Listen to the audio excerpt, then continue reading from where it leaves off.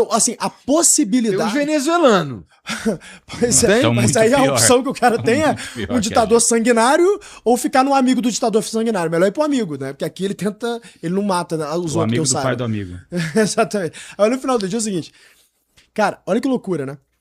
O iFood, o Uber, ele tem a possibilidade, através do valor do trabalho dele, das horas de esforço que ele coloca, de mudar a quantidade de dinheiro que ele ganha no final do mês.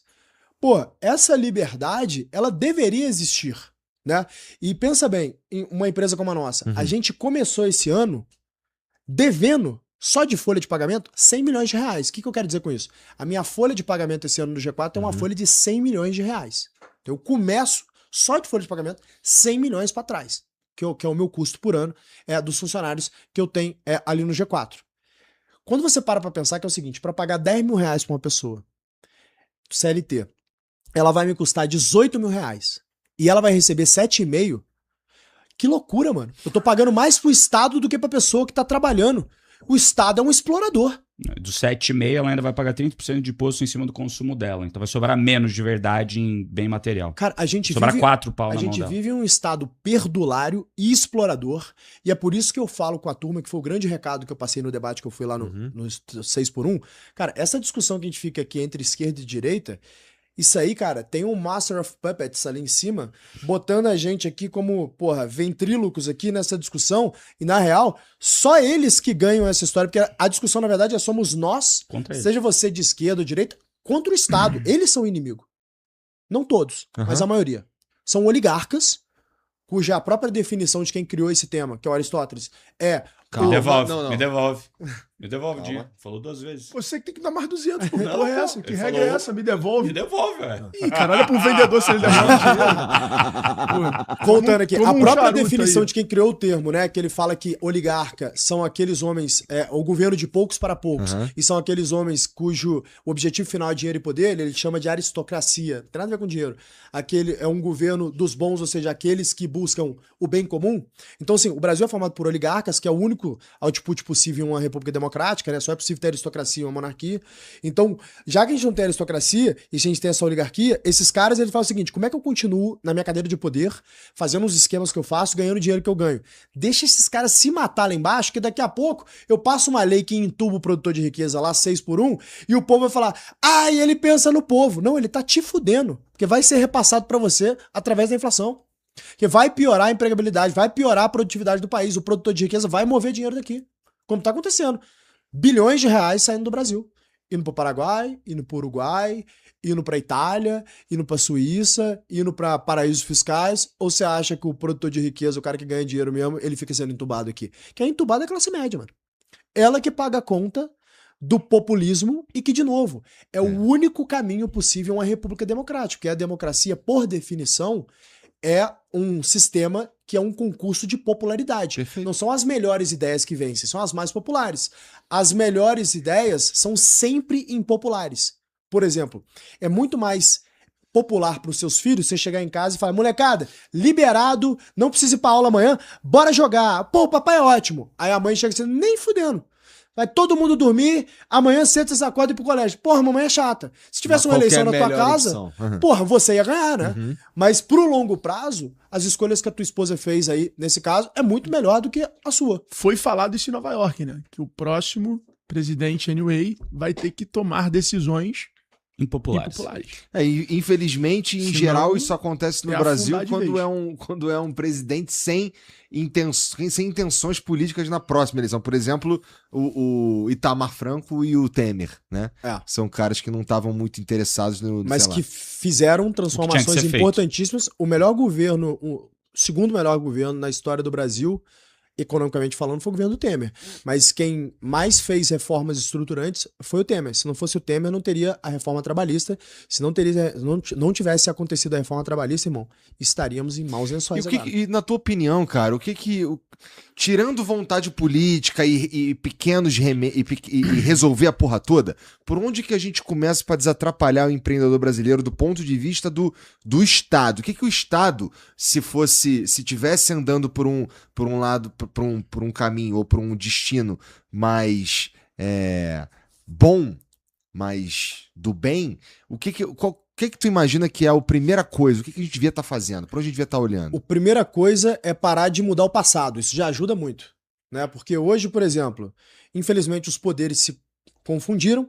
Então a gente tem uma Suprema Corte hoje legislando, né? Essa é uma anomalia que só se vê numa democracia, que é o que a gente em tese tem aqui no Brasil, acontecendo aqui. Não tem outra Suprema Corte que legisla.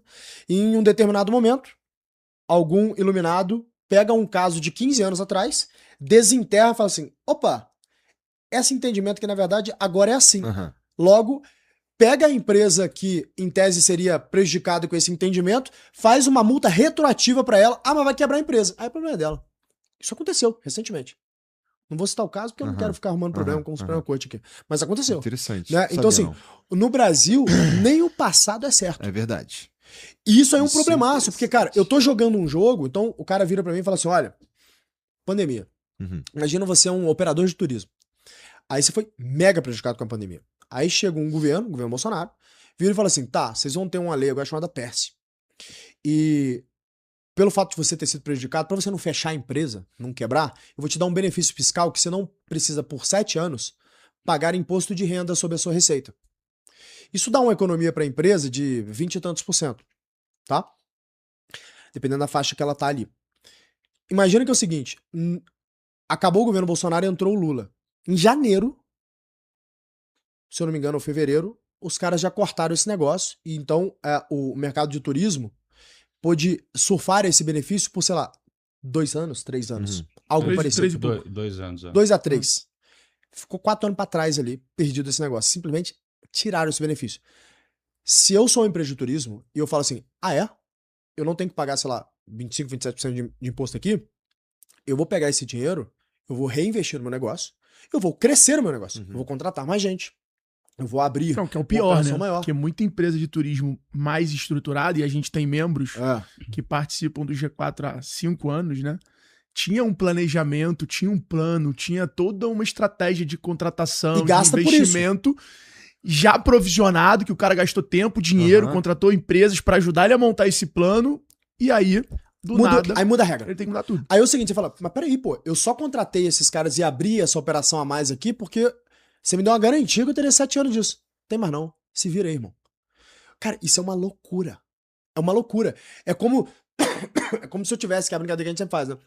Se eu estivesse jogando basquete, aí quando eu chego no garrafão lá pra lançar a bola, o nego apita e fala assim, mudou o jogo, agora é futebol, mão na área, pênalti, irmão. É isso aí que é empreender no Brasil, entendeu? Se só acabasse isso, já tava bom demais. É o que eu falo com os caras, eu já me contentei nascendo no CEP errado. Então assim, tá tudo bem. Só me dá a garantia de a merda que você me enfiou não vai piorar.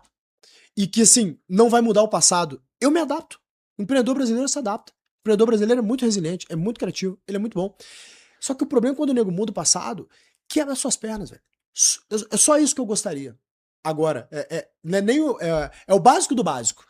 Eu vou nem falar de desburocratização, diminuição de carga tributária, porque isso a gente tá tão longe disso, entendeu? A gente só precisava fazer o básico do básico, só precisava cumprir o combinado, entendeu? Cumprir o combinado, pois é. Tu concorda com isso aí, Nardon? Fala alguma coisa, porra. Não concordo. Explica pra ele as fases de crescimento da companhia. Não, vou explicar, não. Isso deve ficar pra próxima. Eu concordo. O cara disse tudo. Por que eu vou falar algo? Não, você tem razão mesmo. Não precisa ficar chovendo no molhado também, né? Mas, porra, cara... E tu já foi subestimado? Cara, sim. Como assim? Você já foi? Com certeza, o tempo inteiro, o dia todo dia. E tu transforma isso em energia? Como é que você é? Você é aquele cara que, quando é subestimado, você reverte aquela energia e o teu ego faz você ir além? Ou você é daqueles caras que fica fraco quando é subestimado? Depende. Vamos lá. Tem umas porradas que eu tomo que é natural. Eu tenho que tomar essas porradas, porque se eu não tomar essas porradas, eu não tô no lugar certo. Vamos lá. Se ninguém tá tentando bater no flow, é porque ele não é relevante. Né? Verdade. Então tem umas porradas que eu sei que eu tenho que tomar. Então eu tomo essas porradas aí. Tem umas, no entanto, que os caras batem sabendo que eu não vou responder. Por quê? Eu não acho que eu tenho que bater pra baixo. Né? É isso aí. Então eu tomo umas porradas também, que não são as que eu tenho que tomar, mas outras que eu não precisaria tomar, mas eu tomo porque eu não bato pra baixo. Isso, né? Isso, inclusive, é uma lição que tá no livro do Cunha, chamado Tchau, Querida, que é um baita de um livro pra você entender Brasil. Ele fala disso, não se briga pra baixo na política.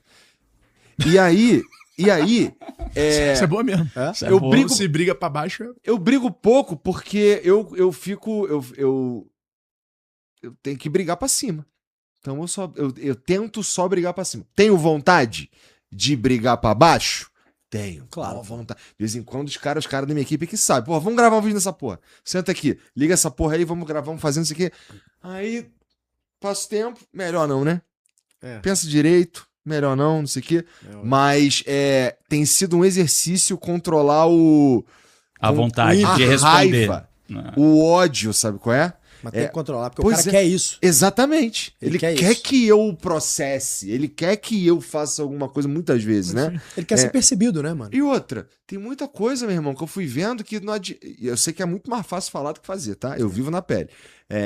Mas, porra, eu tô puto aqui com um cara e o cara tá cagando pra mim, o cara tá esquiando, foda-se. Tá ligado? Que adianta eu ficar puto com o cara? Eu tenho que. Não é que eu não preciso prestar atenção no que estão falando, o que estão fazendo e tudo mais. Mas esse é um pedacinho. A parte mais importante é eu fazer o meu direito. Tá ligado? E aí, fazendo o meu direito. E, cara, tem um lugar que todo mundo bate quando vai falar dos podcasts. O maior podcast. Qual que é o canal que tem mais view? Qual que faz não sei o quê? Qual que faz aquilo aí? Eu fico olhando. Ninguém se mete a dizer que é o mais relevante. Tá bom. Porque isso todo mundo sabe que sou eu. Animal. Entendeu? Faz sentido. Na hora que alguém entrar nessa daí, aí eu vou avaliar se for pequeno.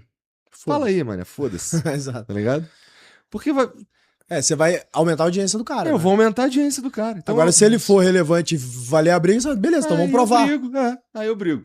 Então, mas eu brigo muito menos na internet hoje em dia. Eu acho que tá aqui há muito tempo e ir criando umas barbas brancas aqui, a gente vai colocando a gente no lugar de mais maturidade, escolher melhor qual que é a presa que eu vou pular em cima. Escolher suas batalhas, mano. E o uso de energia no final do dia. Porque uso de energia. Você pode usar energia pra construção ou pra destruição. Eu não conheço ninguém que se deu bem na vida usando energia pra destruição. Esses caras todos se fuderam. Vai ver esses caras que a vida deles é falar mal dos outros na internet. Todo mundo se fudeu na vida. A vida dele é uma merda. O cara não conseguiu ganhar dinheiro de verdade. Não conseguiu fazer nada. Agora, as pessoas que usam pra construção, pra coisa boa, vou falar de coisa boa, essas pessoas conseguem construir coisas na vida. Porque é uma parada que é o seguinte, irmão. Se você faz o bem pras pessoas, esse bem retorna pra você. Agora, se você faz o mal pras pessoas, se o teu negócio é ficar, bad vibes, fazer mal, mano, você vai viver essa merda, entendeu? Você vai estar envolvido nessa energia que você tá criando ali, entendeu? Então eu não acho que você deveria realmente ficar, respondendo todo mundo, brigando todo mundo. Eu também tenho essa vontade. Eu falo assim, cara, eu vou pegar esse filho da puta, eu vou arrebentar ele no meio agora. Porque tu sabe uns bagulho que tu sabe onde tu pega no filho da puta, tu sabe que ele é um filho da puta. Não só isso, né, mano? Fala assim, velho, às vezes você vê uns caras e fala, velho, o que esse cara vai falar de mim, velho? Coitado, tem isso, tá ligado? Eu vou arrebentar esse cara no meio agora. Fazer 2 perguntas agora que eu vou deixar ele em depressão. Aí depois eu falo assim, pra quê? Foda-se. Entendeu? O cara já tá fudido mesmo, né, bicho? A vida já respondeu. Já respondeu, né? Entendeu? É isso. Eu tô nessa também. Então, não, cara, eu não arrumo muita briga, não. E e quando os caras batem em mim, maioria das vezes não é que eu não fico sabendo, eu vejo, porque meu trabalho ver, né? Mas, e quando eu não vejo, tem a galera do Discord aí que manda lá no Discord, a gente acaba ficando sabendo de alguma maneira, não tem como não ficar sabendo.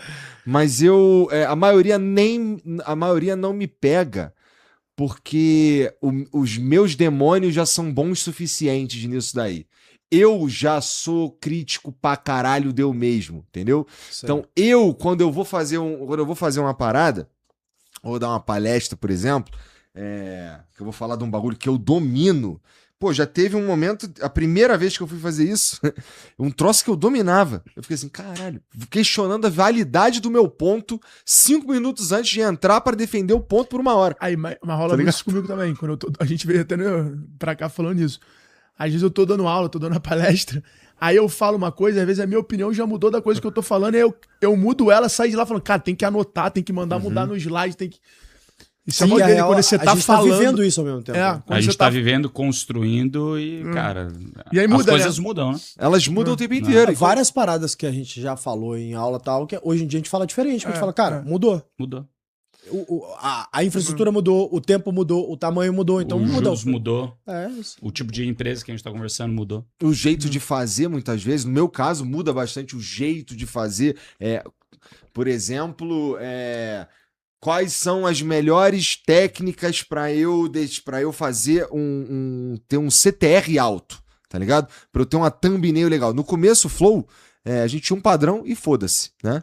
Depois que o podcast vai comoditizando, hoje, por exemplo, todo mundo já entendeu que eles só querem que esse programa seja ao vivo. Por quê? Porque tudo pode acontecer ao vivo. Óbvio. Mas ele já entendeu que ele pode ser essa porra semana que vem. Tá ligado? Então, eu preciso lembrar esse cara semana que vem que ele quer assistir esse episódio. Então, eu posso ainda usar uma thumbnail que é um padrão? Talvez sim, talvez não. São coisas que mudam e a gente precisa ficar olhando o tempo inteiro. E na internet, meu irmão... Na velocidade da luz. Na velocidade da luz, cara. Porra. O algoritmo vocês gostam muda disso? Porque isso é maluquice. É isso que deixa a gente de... Não, Thales. Mas isso é o que deixa a gente de barba branca. Esse cara não tem barba branca. Porra, eu tenho cabelo branco. Tem um filetinho aí de nada. Eu tô ficando velho. Peptídeos. A velocidade da internet ajuda ou dá gás? Cara, pra mim dá gás, assim, eu curto essa... Eu sou um cara caoticamente criativo. Eu falei ajuda ou dá gás? Ajuda ou dá gás. Desculpa. Ajuda ou atrapalha? Ajuda ou dá medo, Então, eu sou um cara caoticamente criativo. Então, eu gosto desse caos da internet e eu consigo transformar esse caos em ideia pra fazer negócio, pra fazer conteúdo, que é algo que eu curto muito fazer e eu me sinto sempre evoluindo, sempre melhorando, afiando o meu conhecimento. E como eu tenho hoje... no G4 a oportunidade de testar o meu conhecimento com muito negócio, de muitos segmentos, de muito tamanho, eu acho muito maneiro eu conseguir pegar uma ideia, aplicar numa empresa de serviço, numa empresa de varejo, numa empresa pequena, numa empresa grande, e falar, cara, a minha ideia dando resultado. Então, isso é muito maneiro. Então é o que o Thales falou, eu vivo, cara, minha vocação, meu sonho. Eu como publicitário hoje, poder pegar para um aluno nosso, para um membro do clube e falar assim, cara, eu faria uma campanha da tua empresa assim, papapá. Aí, cara, 3 meses depois o cara tá fazendo a campanha, tá dominando o território, a Aquacoco vai lá, patrocina o Ítalo Ferreira, campeão olímpico, agora vai patrocinar a WSL. E, cara, a gente pegou a estratégia da Red Bull e fez numa água de coco de, dominar o território surf no Brasil. Cara, eu como publicitário, ter a ideia e numa mentoria e ver isso acontecer 6 meses depois na prática e a fábrica do cara sair de 30 milhões para 90 milhões vendendo água de coco, porra, é o sonho. Então essa velocidade, esse caos... E o G4 como hub desses contatos, dessas ideias, cara, é muito maneiro. Então eu gosto. E vocês também ficam olhando as empresas que vocês compram? Chega em vocês uns caras que ficam, vou comprar essa porra, porque é legal, vou investir, ou sei lá. Eles são loucos, né? Eles confiam o dinheiro deles em mim, né? Pra comprar essas empresas. A gente tem um fundo, né? Chama G4 Capital, que é um fundo de private equity, e o Alfredo é o CEO do fundo. Eles são malucos. Eu já falei isso pra eles. Mas eu faço boas permutas, sempre vendo o Media for Equity pra valorizar nosso capital. É verdade. Entendeu? O retorno tá incrível. Tem uma empresa que a gente investiu, mano. Eu compro em dólar e pago em real, entendeu? Deixa eu falar do case da Verde AI. A gente investiu nessa empresa, chama Verde AI. É um EdTech de AI. A gente investiu neles, eles faziam 700 mil de ARR, que é a receita anualizada. Ano passado fizeram 20 milhões, esse ano vão fazer 100 milhões. Em 2 anos, a empresa foi de 700 mil para 100 milhões. Existe alguma chance de vocês errarem? Claro, pô. Calma aí, olha só. Não é chance. Existe erros. Calma aí, cara. Calma aí. Tá bom. É que eu entendi. Uma das coisas que eu achei mais legal que vocês falaram aqui foi, cara, a gente sabe quanto é que a gente alcança, que a gente tem o potencial de alcançar, porque a gente matematicalizou a porra toda. Então eu sei quanto vai custar, eu sei o time quanto é que custa, eu sei quanto é que eu vou ter que contratar, sabe tudo, né? E é claro que é possível falhar nesse lugar aqui, mas é possível falhar pra caralho. O que acontece quando erra muito? Porque, vamos lá, você tem 420 milhões, eu quero mesmo 510 pra poder cair pra 500, sendo que a conta que a gente fez era 420, e se acertar no 300? Não, isso não existe. Isso no nível de empresa que a gente está não existe. Inclusive, talvez eu diria que o ensinamento base dos programas do G4 é ensinar esse empreendedor a deixar de ser reativo e virar proativo. Porque isso intencional. Ele tem que ter intencionalidade em cima da construção do negócio. Se acontece isso, velho, eu errei muito. Entendeu? Então é o seguinte, eu estou gastando para 750 milhões de receita esse ano. Se ao invés de 750 milhões eu faço 500, cara, um monte de gente tem que ser demitido, ou talvez até eu, na minha cadeira, entendeu? Então, isso não pode acontecer. Eu não tenho esse direito de errar grande assim, porque o nível de investimento que a gente faz, de centenas de milhões, cara, é uma responsabilidade muito grande, entendeu? Que você tem lá. Então, pô, a gente tem quase 7 mil metros de área locada, esse que a gente faz, a gente tem, porra, 100 milhões de reais de folha, a gente tem dezenas de milhões de reais de investimento em marketing, dezenas de milhões de reais de investimento em construção de produto. Então, cara, tem uns custos contratados ali que você não tem esse direito de errar tanto assim. Então, esse nível de erro não acontece. Agora, entendeu? o erro pequeno que faz parte do aprendizado é todo dia o máximo que a gente puder. Porque você não aprende se você não errar, cara. Mas aí ele pega na semana, entendeu? Na wiki dele, ele pega. Toda semana a gente tá testando coisa nova. Depois mas de vir pra cá, a gente tava validando caixa, como é que tá, e margem, e quanto vai vender e quanto vai deixar, e já falou, opa, peraí. Vocês estão tudo...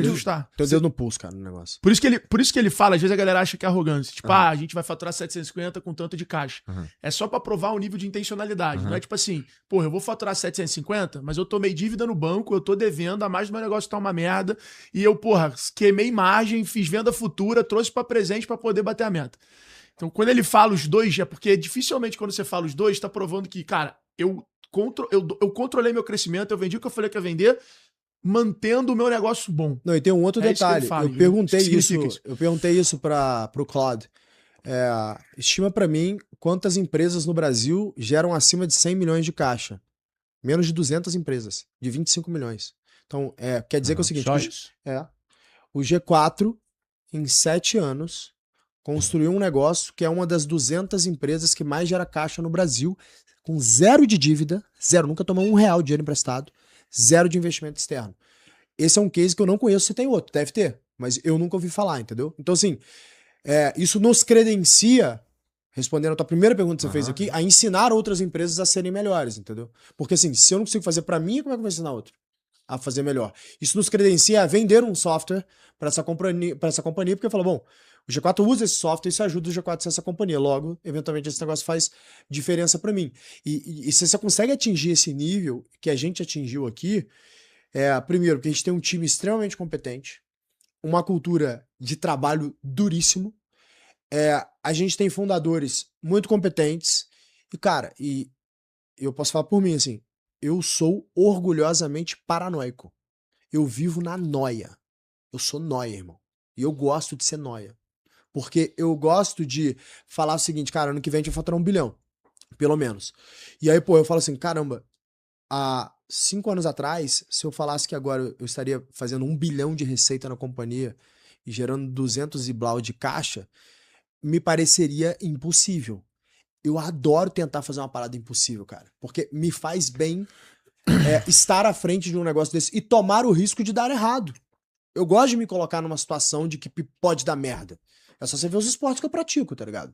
Só que eu gosto também daquilo que eu tenho controle sobre algumas variáveis pra fazer isso dar certo. Eu tenho controle sobre todas as variáveis? Eu não tenho.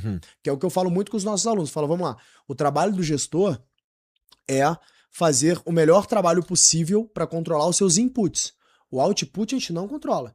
Se a gente vai fazer 750 milhões de receita esse ano ou não, isso é um conjunto de inputs que a gente trabalhou que vão levar a gente a chegar lá.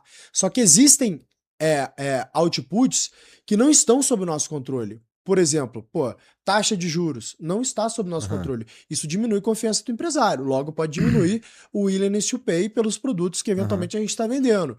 Aconteceu alguma coisa estrutural no mercado de uma mudança de entendimento tributário que vai destruir a minha margem. Cara, isso não está sob meu controle, mas tudo que está sob meu controle, a gente faz esse trabalho de forma intencional para poder chegar lá.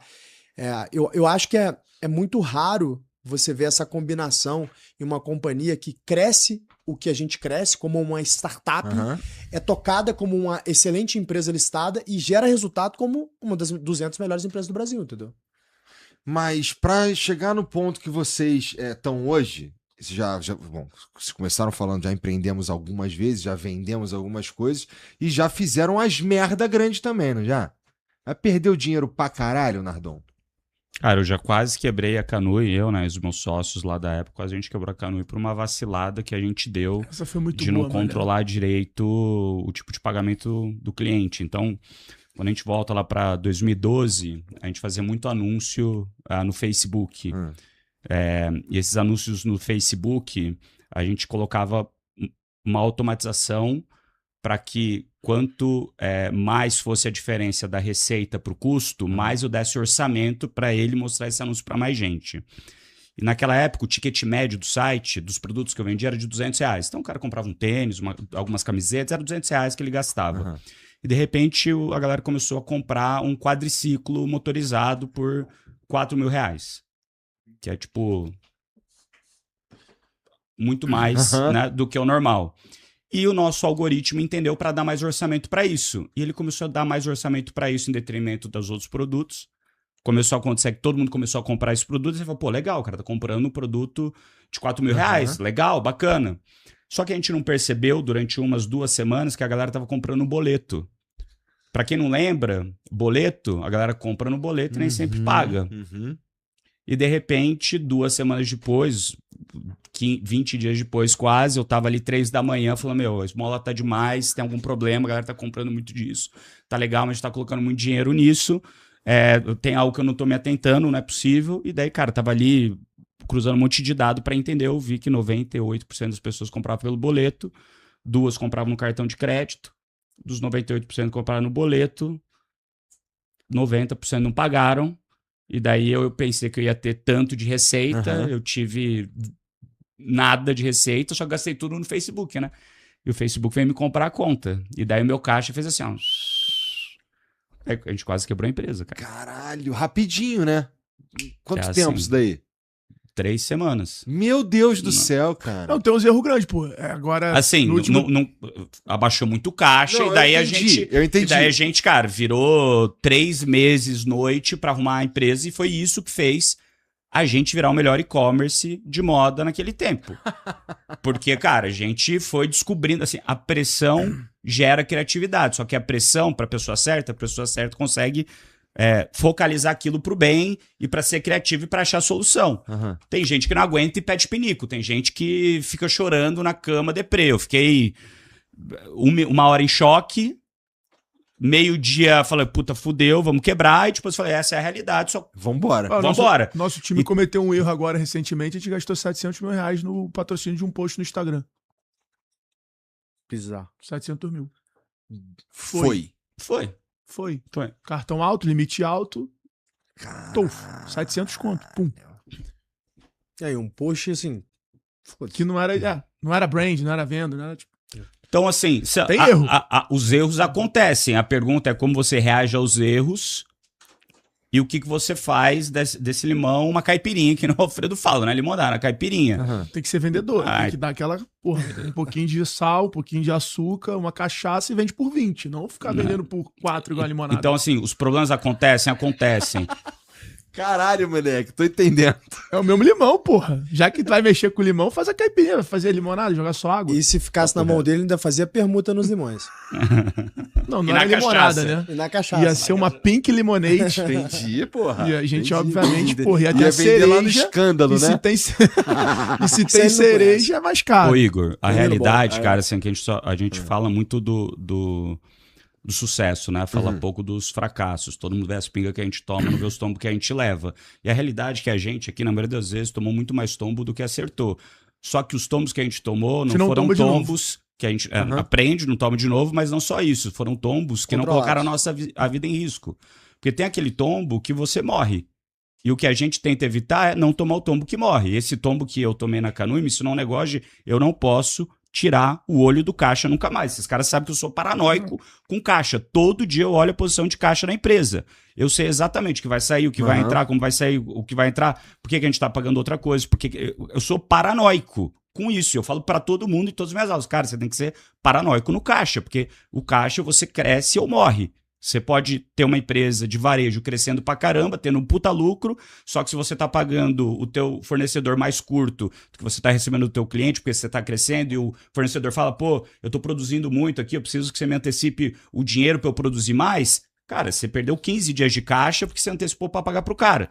Do outro lado, é o caso da Aramis, né? O Richard Aramis contou esse caso. Ele falou, cara, eu acho que foi 23 ou 24. Ele teve o melhor ano da vida dele, cresceu um monte, bateu todas as metas. Isso é clássico. Teve o maior lucro da vida dele. Ele chegou no último, tava lá comemorando o meta, foi ver o caixa quase zerado. Fudido. Daí ele olha aqui, eu falo, pô, como assim? Daí ele viu, pô, pra eu crescer, o que eu tive que fazer?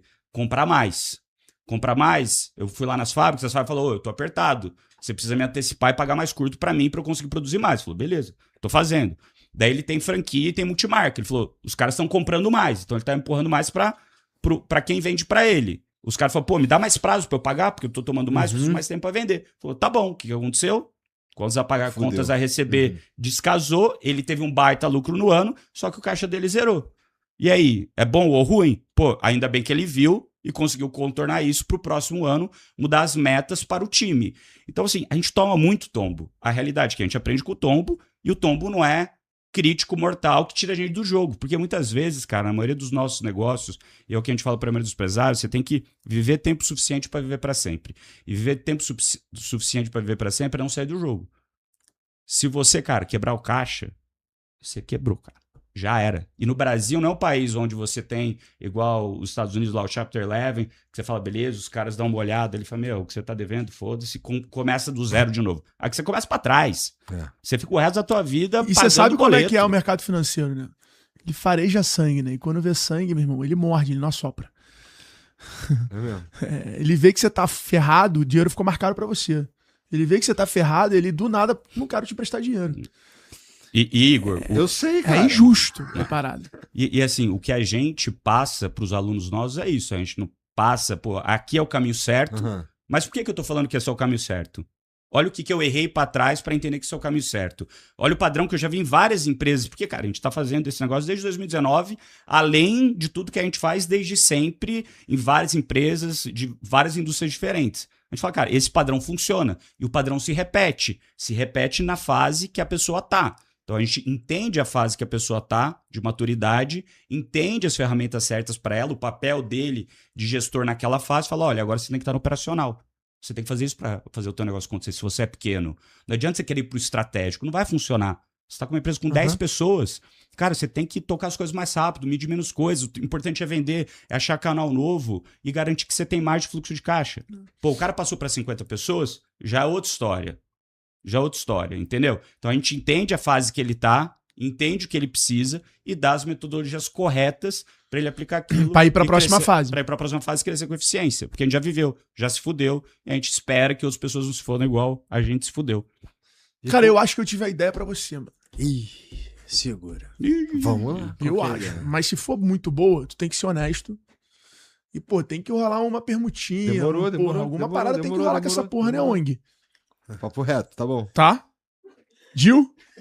Fechado. Pô, mas eu aqui, Carol, tanto de fio de bigode. Você não quer vir mais perto, não? Porque, porra, olhar no olho assim sempre dá ajuda na venda. Mas olha só. Lá ele. Vamos lá, presta atenção. Tá, lá ele. Não, você vê que ele hoje veio com uma parada diferente, né? Você vê que o G4 ele é né? Presta atenção. Hoje, quando você faz... Só pra entender um negócio antes. Quando você faz vender um anúncio aqui pro cara da hashtag. Esse anúncio, no teu contrato com ele, esse vídeo vai ficar no ar. Tu vive disso, esse vídeo vai ficar no ar 5 anos. Mas esse cara pagou o anúncio só desse episódio. Então... Ó, tem alguns casos que sim. Não, tudo bem, o cara pode ter um contrato mensal, tá, mas se o contrato do cara... Tem alguns casos que é mídia forex. Não, tudo bem, mas calma aí. O cara pagou 100 mil reais pra, pô, tá bom. 3 episódios. Tá bom. Passou os episódios. Vai continuar o episódio no canal do Flow. Esse cara não te paga mais nada. Não. Você pode cobrar direito de imagem, pô. Você pode falar, cara, você tem que me pagar 2 mil reais por mês porque eu tenho direito de imagem meu que eu tô no episódio depois do teu contrato, pô. Aí o maluco fala pra mim assim, pô, então tira do essa porra aí. Tá bom, você... Depende do episódio, aí você tira. Eu corto a parte que eu falei do bagulho dele. Não é do falar, pô. Você não tá no episódio? Se a Globo vai lá e passa uma novela antiga, os artistas não ganham cachê de novo, percentual? Ou seja, pro cara, você quando vender, tu já vai falar, cara, vou te vender por 100 mil reais, mas tem um valor simbólico que eu cobro de direito de imagem por mês. Você acabou de fazer um SAIS. Todo anunciante teu, pra manter o vídeo no canal, vai ter que te pagar R$300, R$1.000, R$500. Você acha que o cara não vai pagar? Então, Acho que ele vai querer que o episódio só vai ganhando view. é verdade. Qual é a chance desse cara falar, porra, então eu não quero? Ou seja, conforme você tem anunciante, você tá criando sais. Cada episódio que o cara tem, tu pode criar um leve adicional pro cara. Calma. Vamos conversar isso quando a gente vai offline, senão os caras vão ouvir essa porra e vão ficar puto com nós. Não, porra. É modelo de negócio, pô. Isso é super normal, pô. A TV é assim. É mesmo, né? Essa é uma verdade. Tu não tá cobrando caro, não é pro cara continuar pagando o anúncio. Mas você tá só falando assim, cara, pô, é o direito de imagem que eu tô no episódio, é X reais. Cara, em, sei lá, 6 meses, 1 ano, você deve ter 50 caras. 50 caras pagando uma merreca por mês, você começa a empilhar dinheiro. Essa é a verdade. E isso é modelo de negócio. Let this sink in. Processa essa parada aí, porque é assim que funciona quando você ouve uma ideia muito disruptiva. Você fala, cara, me parece meio estranho, não sei se é certo. Mas eu vou pensar nisso. E é um dinheiro sem esforço. Dinheiro sem esforço é margem alta. Dando certo, eu vou me lembrar de você, tá bom? Lembra do G4. Lembra da dos gente. anúncios. Mas eu não esquecerei. Agora, eu quero a mídia. qual que é a parada mais legal que tu descobriu que dá pra fazer com grana, cara?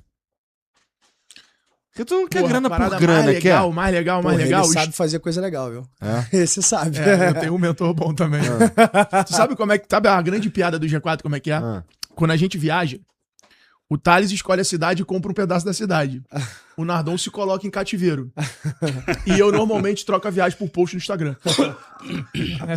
Tu se coloca em cativeiro? É a zoeira dos caras, os caras não aguentam. Era assim. O único cara que tava comigo lá no rolê que a gente foi fazer em Pirassununga era o Foi cara. irado. Aqui, ó. Foi irado. A coisa mais maneira que eu já fiz com dinheiro é dar estrutura pra minha família. Meu pai, pra minha mãe e hoje pra minha filha. Quando eu vejo a estrutura que a minha filha pode ter, a minha esposa pode ter e a minha esposa pode focar na criação dela, é um senso de, porra, eu consegui mais surreal que eu já tive na minha vida. Principalmente meu pai, minha mãe e minha filha. Com a minha filha, então, é muito maneiro, entendeu? Ver minha esposa de tarde com ela, porra, cuidando dela, educando e tal, é muito, muito, muito legal. Posso botar uma verdade universal agora? Vamos lá, internet. Parem pra pensar nisso. Só existe um trabalho importante no mundo, que é construir um lar e formar um ser humano. Todos os outros trabalhos servem para servir a esse trabalho. É exatamente o que ele falou ali. Bom, isso é uma verdade pra mim. Isso é uma verdade pra todo mundo. Eu não sei se o Bruno quer ter uma família, por exemplo. Esse moleque esquisito. O problema é dele. Né? O que eu tô dizendo é o seguinte. Gratuito. O que o Alfredo acabou de falar é o seguinte, que eu concordo plenamente. Não existe uso melhor do dinheiro do que você dar uma estrutura para sua família. Ele tá essencialmente falando a mesma coisa que eu falei. Eu só coloquei aqui o que para mim é uma regra para vida. Não existe nenhum trabalho mais importante do que construir um lar e formar seres humanos direitos e funcionais. Todos os outros trabalhos, tudo que os três aqui fazem na vida, faz para subsidiar isso. Né? Então, assim, se a gente fizesse a quantidade de grana que a gente faz e a gente não desse uma estrutura digna, que a nossa família tem condição de ter hoje, digna dado o nosso padrão, né? Pô, eu me sentiria um merda. Entendeu? Eu falo, pô, pra que eu faço tanta grana, então, pra deixar a minha família, pô, passando perrengue? Não faz sentido. Não faz sentido. Eu não concordo. Entendeu? E aí, família... Parece óbvio que eu tô falando, mas tem um monte de gente que não pensa assim, não, filho, pai, mãe, né? Galera, e tem gente que não pensa assim, não. Eu concordo que tem gente que fala, mas eu concordo com você. Eu prefiro ver mais número no banco do que dar uma estrutura melhor pra minha família. Pô, deixa esses caras se fuder. Eu não concordo. Eu acho que a galera tem que ter uma estrutura legal. Né? Por outro lado, cara, como é que tu vê a ideia de... tem pessoas que quando a gente ajuda, e eu não tô falando aqui pai, mãe, nem família, não tô falando isso não, mas tô falando assim, uma ideia de... tem gente que quando a gente ajuda, a gente atrapalha. Né? Aquela ideia do casulo, a borboleta, quando você tirar a borboleta do casulo... Depende do que você chama de ajuda. Então, tipo assim, como criação de filhos, por exemplo, como eu criei a minha filha, né, que é uma menina ótima. Cara, eu nunca dei nada exuberante pra ela. Eu nunca dei nada fácil. Ela cresceu na meritocracia, que cara, você quer ter acesso a uma parada? Me entrega primeiro.